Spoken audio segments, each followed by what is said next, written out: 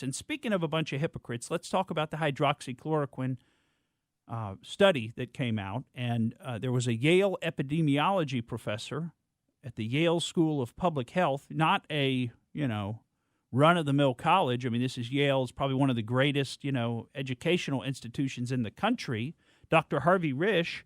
And he actually said that he believes that if we used hydroxychloroquine in the right way, that we could save, according to him, or could have saved and could save a total of 75 to 100,000 lives from the coronavirus. That's huge. I mean, they talk about wanting to save lives and slow the spread and all these other things. And Dr. Harvey Risch says, for some reason, there is a propaganda war. Now, could you imagine what the reason might be? There's a propaganda war that's being waged against this drug. It's for political purposes, not medical purposes. So, President Trump came out and said, hey, there's this drug, hydroxychloroquine. I don't know why, but I think it might help you. You might want to give it a try. And all of a sudden, everybody in the media said, you can't say that. You're not a doctor. That is the worst thing you could do. You are endangering people's lives. And we had people like Neil Cavuto, and he was saying, this drug will kill you. Forget the fact that it's got like a 60-year documented history of basically being safe, of not killing people. Forget the fact that it's been prescribed for these 60 years for things like malaria and rheumatoid arthritis and lupus, and never once have they ever made anybody go and get some kind of EKG, some kind of a heart test to see if can your heart handle hydroxychloroquine. They never did that. But now President Trump comes out and says something about it, and all of a sudden, this drug, it's like taking strychnine. I mean, this drug is lethal. And not only is it lethal, but if you want to take it, you've got to take all these tests to make sure you can handle it. We got to know if your heart can stand up to hydroxychloroquine.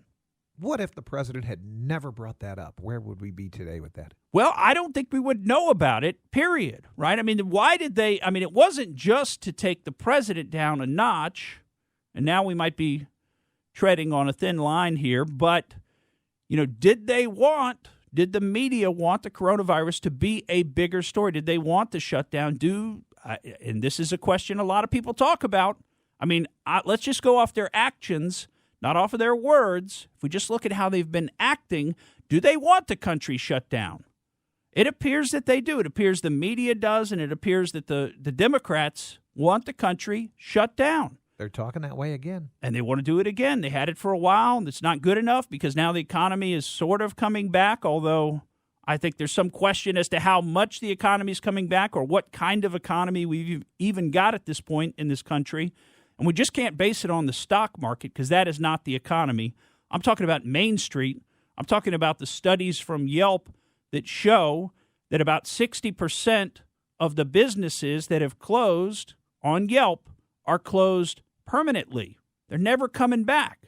Now, this is not something by some conservative media or even something by some liberal media outlet. This is coming from Yelp, the little app on your phone, Yelp. So they've come out and said 60% of the businesses that have closed are never reopening.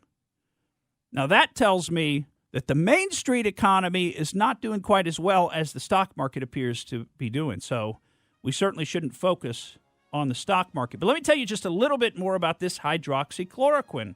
There was a study that came out from the Henry Ford Health System in Michigan, and it covered the early administration of hydroxychloroquine, and it was published in the International Journal of Infectious Diseases, and it determined that hydroxychloroquine provided a 66% hazard ratio reduction. And just to give you an idea of the numbers, untreated patients had about a 26.4% mortality rate.